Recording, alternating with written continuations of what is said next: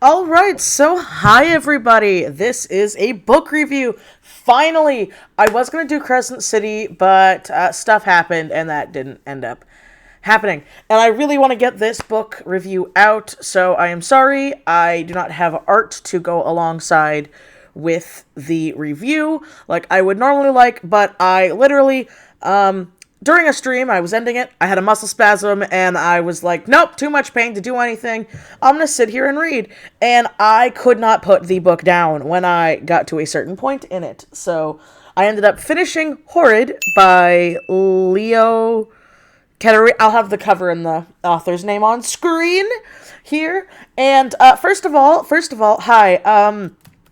Don't worry, I will be talking about spoilers in this video, but I will be saying when. The first portion is going to be just a review. I've never done a book review before. Like I said, I tried doing a couple in the past. Didn't end up working out, but this is the first one. And I loved it. First of all, I'm going to give my own synopsis because halfway through reading it in another live stream, I was talking to a couple of my patrons, one of my live streams, and I started reading the synopsis. And the synopsis was full of spoilers! Like a lot. Now, for you guys who don't know, this is a 322-page book, so for an avid reader, it's a pretty short book, averagey length.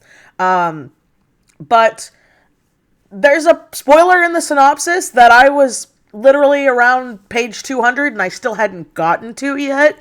So when I think that's the case, when you're 2/3 into a book, that's a big spoiler that should not be in the synopsis, especially when it ends up going into what was going on with the later portions of the book. So now, let's get into my off-the-cuff synopsis that I'm gonna shoot right now, because I don't have any notes down, because I literally just finished the book less than 10 minutes ago, and boy, howdy, I want to talk about it. So, the main characters of Horrid are Jane and Ruth. Jane and Ruth are a mother-daughter team who end up having to move to Maine to a small town called Bell's Hollow. And the reason for this is that Jane's father died in a not a freak accident. He died in a freak, tragic way. He had a heart attack. And it turns out that her dad ended up having a lot of debt that the mom and Jane did not know about. So they literally had to sell nearly everything they owned to move across country to go to Ruth Ellen, that is her mother's name, but they all call her Ruth or Ruthie, to her ancestral home in Maine in Bell's Hollow. And it's really important because I am 27, turning 28 this month of November at the time of recording this. But when I was younger, I never understood when they had books like this where this ended up happening. So, I'm already rambling. I need to keep talking about the synopsis. I'm sorry. They end up going to Bell's Hollow, where they end up finding a secret within the home, and wacky shenanigans ensue. And it is a book that is written in a way that I loved very much, because you genuinely do not know if the characters are losing their minds or if there is actually a haunting in the house. And like I said, I will talk about that more in the spoiler section, but that's all you have to know. I think this is an amazing modern gothic story. There's no romance in it at all, which was an extreme shocker to me. And sorry about that, that's my cat. But to me, this is an amazing, perfect example of a modern gothic tale. And it hits all the beats, but I think it does it in a very well written modern text to it, to where you really can feel more for the characters. Because as a big reader like myself, I have a hard time reading classic literature sometimes. It takes sometimes a lot longer to get through, and when I read it, usually it's one of those things where I'm like, I see why this was the way it was at the time, but now it's just not vibing with me. This is not Horrid. Horrid is great, amazing. Honestly, I would say 4 out of 5 stars. It's not a perfect book because it is slow a bit at the beginning, but it does set the scene, and I do believe that slowness does help lead into the factor of the things that happen later on in the book, and they also help, narratively speaking, into the flow of, are they actually losing their minds, or could it be that there's something else, And so, there we go. that's the quick portion of it. If you're like me and you like reviews like this anyway, because you want to know more about it, then here we go. Here's the spoiler section. I'm gonna do my little ding and my little spoiler tag ding at the top, and we're gonna talk about this book. So, I love this book. I love this book so much, and I know I keep like hyping it up right now, but I'm genuinely surprised. So, you really do not know until I would say, I wouldn't even go as far as to the last chapter. The last 50 or so pages of the book, that's when you find out whether or not the characters are going insane or not. So, something I don't like about the synopsis is the synopsis has a very big spoiler in it, where they start talking about instances where Jane's mother, Ruth, is acting weird. And this is in the synopsis written on the book and in the Amazon section and the Goodreads sections, where it's talking about the mom, Ruth, is like kind of shady and hiding something, and she's having these emotional episodes. She's not. She's really not. I mean, they talk about her being distant in the book, but when I was reading it, that synopsis really threw me for a loop, because I'm like, where?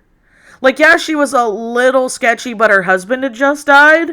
So, like, it was normal, like, remorse. I had a family member die recently this year, so I think that also is something that, like, helped me out a bit in feeling with the characters, is I had someone pass away this year that I was very, very close to who was a family member. And because of that, I can sort of understand with that, but she doesn't start getting weird, finger quote per se, the mom, until literally the last 100 pages of the book, in my mind. She's a little dismissive of things. You tell she didn't have a good relationship with her parents. She didn't have a good relationship with the things at the house. And there's a big reason why they never came back to the house. They do bring up, though, in my mind, very good detail. They show the struggles of literally they have no money. They had no other choice than to come here because it was an ancestral home. For a lot of people who don't know how ancestral homes work, at least in the U.S., the reason why a lot of people are like, I don't understand how they can afford this and do this. Usually if it's an ancestral home, because of stupid laws, if it's a fully paid off home, you're just paying the taxes on the house so the bank doesn't take it away. And I know for a fact, in California terms, a friend of mine has an ancestral home that was paid for back in like the 60s. Granted, it's been upgraded, but because it's been fully paid off since the 60s, they literally only pay the taxes on it, and the taxes have only slightly risen up on it. So my friend has a giant house that they got inherited that they're paying probably like what you would pay for a normal-sized house in any other state, and not in California. But it's also one of those things that an ancestral home, over selling it, is you'll usually make more money selling it, but if you're in a bad spot, it's good to have those if you need a place to live that's dirt cheap. And that's really what they show here. They talk about how Jane and Ruth have to get jobs, they have to get through things, and how they're living off of like cans of soup and stuff like that. It really paints a realistic struggle in my mind of like, yeah, we literally had nothing and we had to leave and come here. Because they don't want to be there. Neither of them want to be there, and I really do like the mother-daughter relationship here. It was a little weird that they end up both calling themselves by their first names, as well as Jane's dad. His name's Greer. And because of that, I thought that was a little weird, because I didn't have that relationship with my parents where I was just like calling them by their first name. So it took me a minute to like actually realize that Greer was her dad, because she only calls him her dad a couple of times in the book. She calls him by his first name, such as the mom and everything else. And so that was something else to get used to. But something that's really interesting in the spoiler section is, now, something I really liked that was really interesting, that in my mind shows a really good example of a mental illness that is also a plot point, is that Jane has pica. Jane has pica. And so what ends up happening is, when Jane gets really, really, really angry or really upset or really stressed out, she rips off little corners of books and eats them. And she eats books. Like, she literally eats books. And I remember when I started reading it, because I guess it's a little bit slow at the first part, I'm like, okay, where are they going with this pica thing? Because they don't call it pica, but I, as a teacher's aide, at one point, I had to learn to catch the signs of pica, unless they changed it since I was a teacher's aide. Because we had a couple of kids who had it. And pica is a mental disease where your brain pretty much tells you, like, to eat things that aren't food. You see it a lot where, like, you'll see kids eating pencils, like they're gum. They'll eat rocks or dirt or, glass in some cases. The most common one is usually paper products, glue products, or hair, which is something that comes later on in the book, which I really, really liked. Anyway. All right, so we're going to keep talking about this pica thing because it is really important.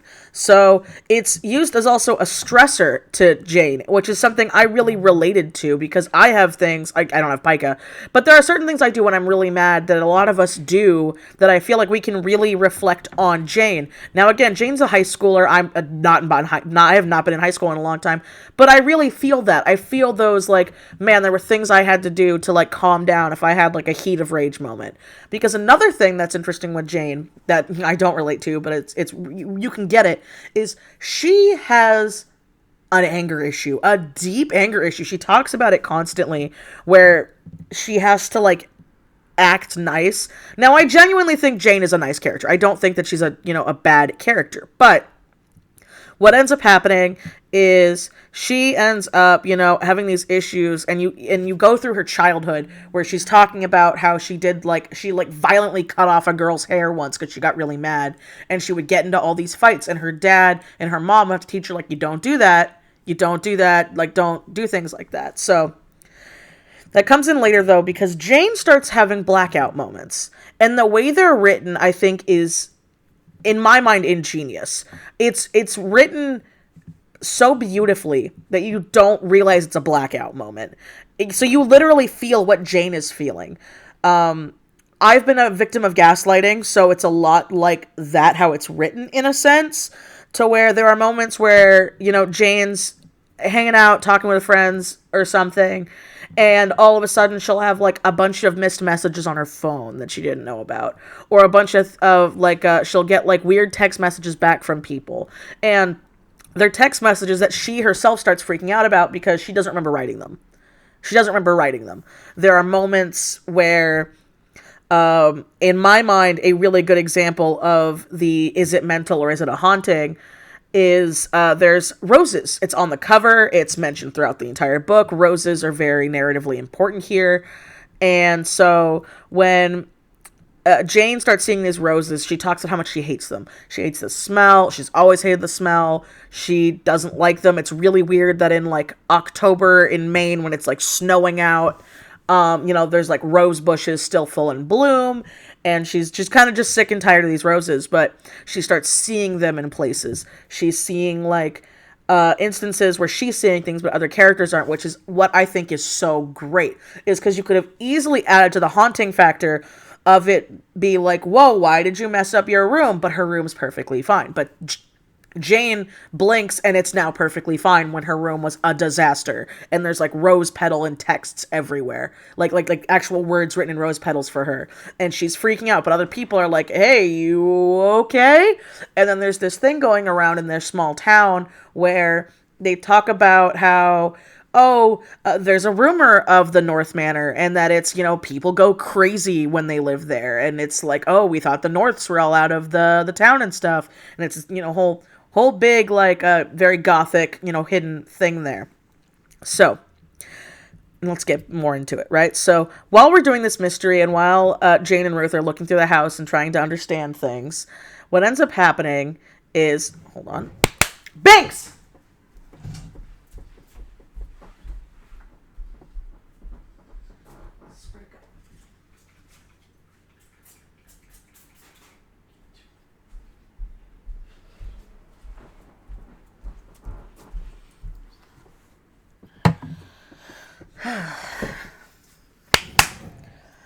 Sorry about that ramble. I had to mess with my cat real quick. Anyway, like I was saying, you have these blackout moments with Jane and with Ruth where you're learning things about them, and a lot of people are really worried. So Jane is seeing people in the house, hearing things, seeing things in the reflection, but she's never fully seeing them. And it doesn't help, but there is a bully in the town that ends up messing with their house, so it doesn't help with her paranoia. And, her mother always talks about she didn't want to go back in this house and all this stuff. And, her mom's always been very secretive about her past. And again, like good writing, you find out why. And oh my God, was it so understandable when I get to that point, but a big thing I hate is that in the, I can't curse, it's YouTube, in the synopsis, they bring up how this storage room is a bedroom. And it's really important that I emphasize that you don't find out what's in that room until over 200 pages in. You get hints of things, she finds things here and there, but in a 300-page book, if you're 200 in, that's not a synopsis, that's an important plot point. That was also a really big moment because it's a big moment where things start to twist more into the paranormal, where it's like, maybe it is just that she's crazy. Maybe Jane is just losing her mind from grief and everything else and this anger issue. But you later find out that her mom knew about it. And her mom ends up lying, saying that it was her sister's room, when she was really young and stuff like that. And I'm here like, okay, it's your sister's room. My writer brain is like, it's Jane's sister, not Ruth's sister. Something where like the mom probably got pregnant like when she was in high school or something, and the parents raised the kids, sort of situation. Turns out I was right, it was that situation. But anyway, Jane doesn't realize that right away. So Jane starts digging through this this office that was her grandfather's, because she didn't know a lot about her grandfather. And so she finds all this stuff, and she finds all of these things about her mom, how her mom has a temper issue, how her mom had a problem where her mom would keep eating her own hair, and odd little things like that. And it ends up becoming a big point because there's a moment where the mom's having an episode because the mom's really upset and angry. Jane's having an episode because she's really upset and angry. So Jane goes, and Jane ends up pulling out a piece of one of her books and starts eating it, and the mom sees it, and the mom's reaction to me was like seeing a ghost, and I loved how it was written. The mom gets like so angry and so shaken, and Jane's just really confused because she's like, oh crap, my mom's gonna think I'm weird because I eat books, which, yeah, a little weird, especially when you're almost out of high school. I don't blame her. I'd probably think it was a little weird too if I didn't know about Pica. And the mom just kind of freaks out on her, but doesn't like blow up on her. The mom, Ruth, oh, I love Ruth. Ruth is one of my favorite characters in the book. I'm happy she's the second main character here. But she's going through so much, and like I said, I love their relationship in the book. I wish we had more mother-daughter relationships like we had in this book, in just media in general, And so the mom ends up like just being where it's like, you can't eat things that aren't food. And it's this whole ordeal, right?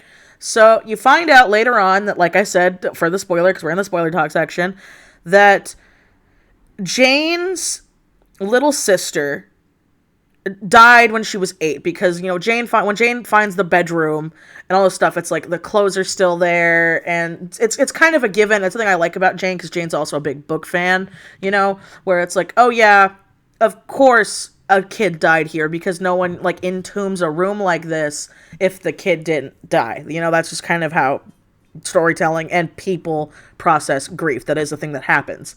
So Jane finds out that towards the end, like the end, like again, the last 200 pages, it's just, you're going. It was so hard to put down.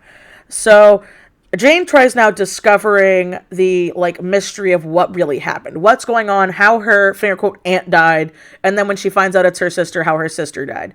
Turns out it was a freak accident where her sister, and I cannot for the life of me pronounce this name, I nicknamed her Gemma because it's Gemima, and I've never seen that name written before, but my brain kept trying to figure out how to say it, and I didn't know how to say it, so I just called her Gemma. I know it's probably not how it is, but that's how I was calling it.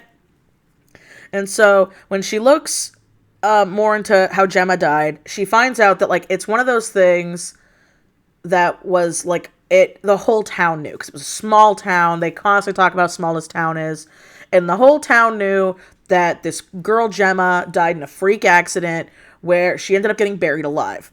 And that's really important because earlier in the book, in one of Jane's episodes where she didn't know if she was being crazy or possessed or something, she felt like she was like roses were growing out of her face and like dirt was suffocating her.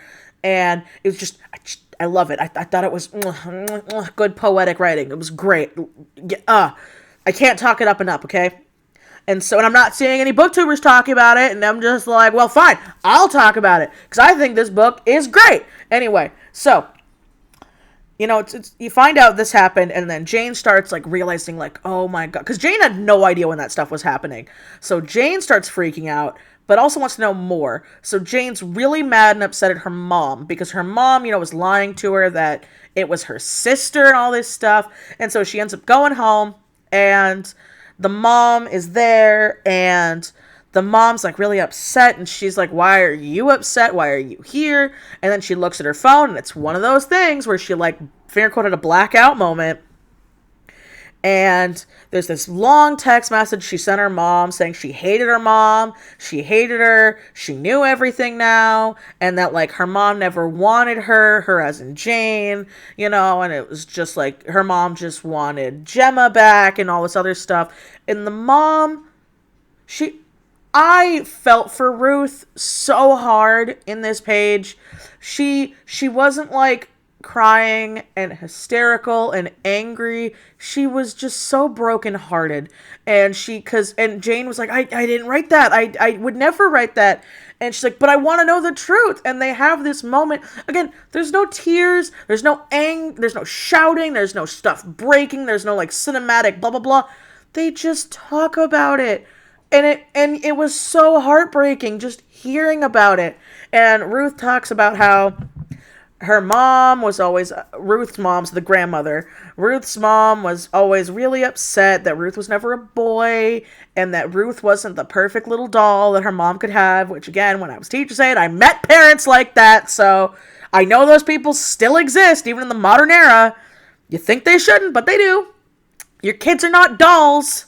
But anyway, you know, and so she, like, would rebel, and she would do good things, but the mother would talk about having this anger inside of her, this deep-heated anger, and Jane is having this great moment with her mom, because Jane thought that her rage just came from nothing. So you find out that it's genetic, and it's like, and they don't throw it in your face. It's like, as long as you were reading, you're like, oh, the pica's genetic, the anger issue's genetic, it's going down the female side of the family. Like I said, beautiful writing. I want to read more from this author if she does more horror stuff, because this is just beautiful. I think it's beautiful writing.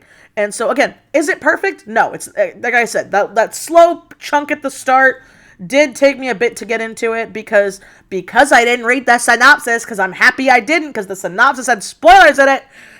I was going through I was like, you know, at page 100 of the book, and my husband came over to me, Cody came over to me, and was like, so what's the book about? And I'm like, I don't know yet. I think I know. I don't know. So that is something. If you go in blind, obviously you're listening to this, so you're not going to be going in blind.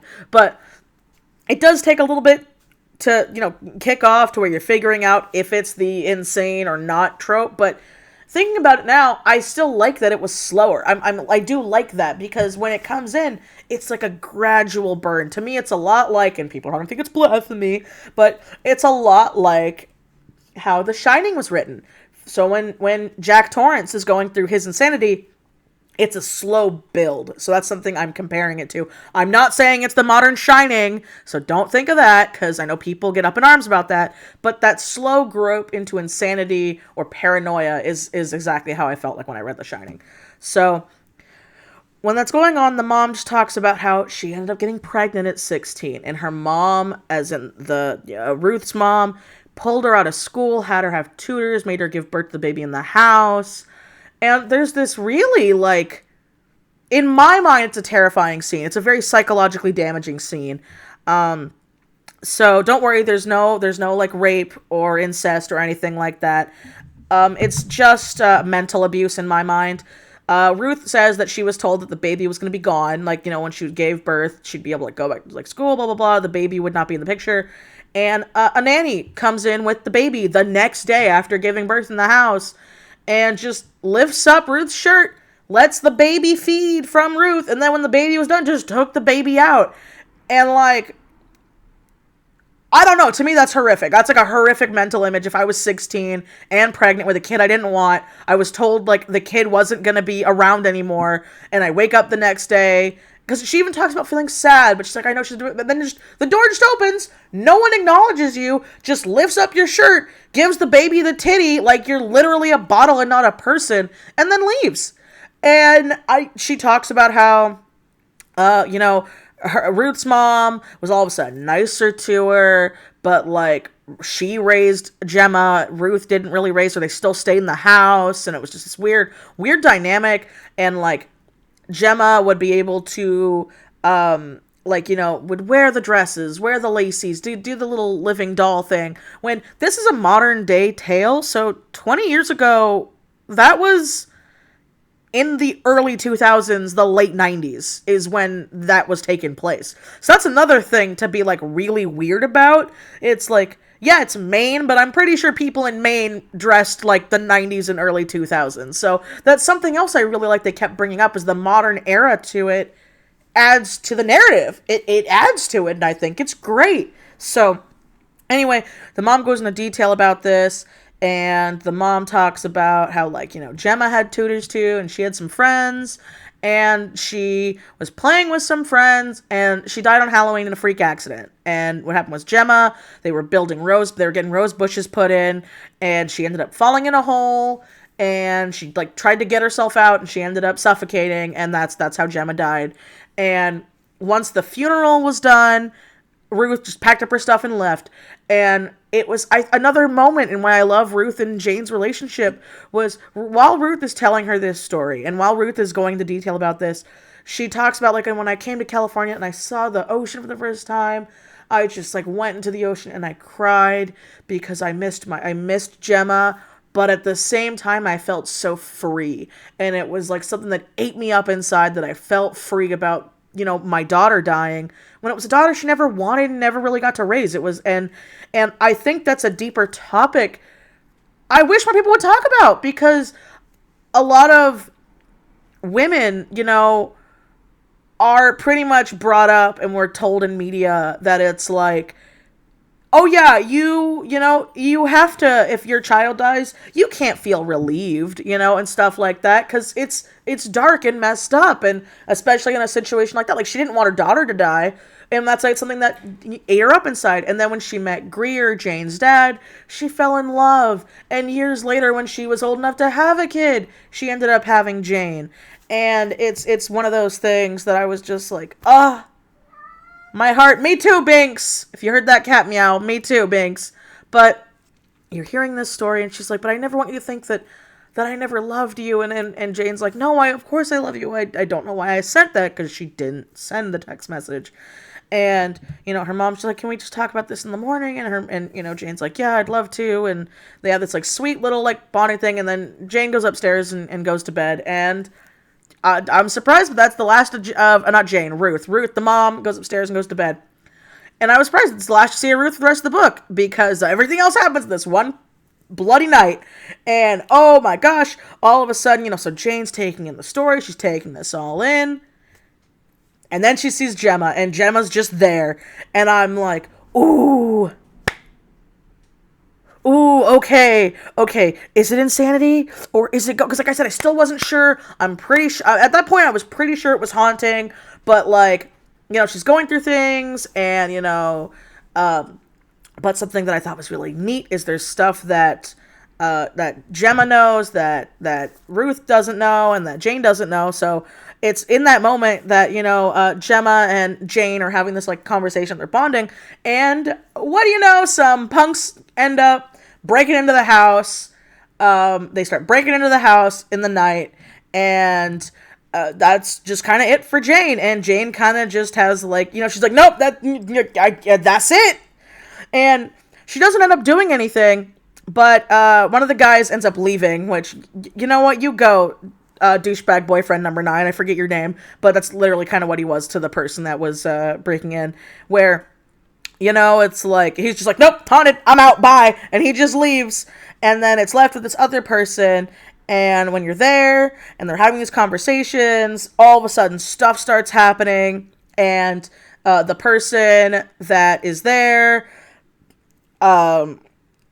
she ends up like, telling like, oh, everybody knows about all Gemma dying, and no one wants to talk about the fact that she was a terrible little girl, and your mom was a terrible girl, and your grandma was a terrible girl. You're all just terrible people. You're all like mean and angry, and you put on this front, and you're like, oh, and I'm sitting here, and I'm like, oh, is this where and then they like go into this detail, and Jane's now listening to the ghost of her older sister that's dead, that's stuck as like as an 8-year-old ghost, and you're hearing about all this stuff where she's like, and my older sister who killed herself in the beginning of the book, she she was friends with your sister, and your sister was a monster. She would kill kittens, and she'd act all cute, and she was really weird. And I'm like, oh, I love this. I'm loving it. I'm loving every second of this. I'm like, ooh, yes. And then it's like the blackout moments are kicking in, because Gemma's talking to Jane about how it's like, we're here together. We don't have to be apart anymore, and blah, blah, blah. And you're my sister. And I'm like, oh, yes. Give me more. Give me more. And I'm like barreling through the book. And, and then while this is happening, the house is doing haunting stuff, and for some reason, I like to hope that Ruth is okay, and Ruth is just, like, asleep in some weird paranormal limbo upstairs, because Gemma, Jane, and the person are there, and, like, all this stuff's happening, doors are locking, closing, lights are going off and on, and, the girl's freaking out, and Gemma starts talking to Jane, and she's like, Mama used to eat her hair, and it was so bad that they had to, like, cut her stomach out and get a hairball out. And I'm like, yeah, because we can't digest hair. Oh, it's going to the pica thing. And then, like, Jane's talking to her, and is like, wait, so if I ate books and my mom ate hair, or mom ate hair, what did you eat? She's like, I loved roses. And I'm like, yes, that's where the roses came in. She's like, yeah, I loved them so, so much, and they always just made me feel better when I get mad, and I just eat the petals. And then, I loved them so much that Grandma, she was putting more in the house for me, and I'm like, oh, I'm just narratively, I'm loving it. I'm not going to spoil the exact ending for you there, because I already gave a lot away, but, oh, how it ends. You get your answer. You get your, is it crazy or is it haunting? I mean, it is haunting, because she's, the stuff's happening, but there's something that happens at the end that was just so beautiful and so horrific, ironically enough, that I'm sitting here and I'm like, yes, and you don't get a conclusion. You don't get a conclusion. It just ends. The terrible thing ends, and that's it, and you're left to think about it, which is how I think a good horror book should be written. You don't get a closure or a conclusion. It's like, nope, that's it. That's what happened, and I'm here like, oh, I loved it. I loved it. I don't want a part 2. I'm happy it's a standalone. I think it's great, and I can't wait to read more from this author. So, I hope my first ever Rambles book review tangent was helpful, because I really want to do more of these, because, I loved this book. I'm so happy. I'm so happy. Now, thank you as always to my Patreon patrons. I know I'm in the shell part, but thank you as always for making this possible. Without you guys, I wouldn't be here and be able to make content like this. Every little bit helps. Please comment down below if you have nothing to say, because the stupid bot needs it. And I like people being like, I'm doing it for the bot. So that's great. Emoji, comment something. What you ate today. What books you like. If you want, some horror book recommendations, because I do have a couple of them now. This is definitely going to be on the list. But anyway, with that being said, guys, all right, I've rambled on enough. I will. See you next time. Bye-bye.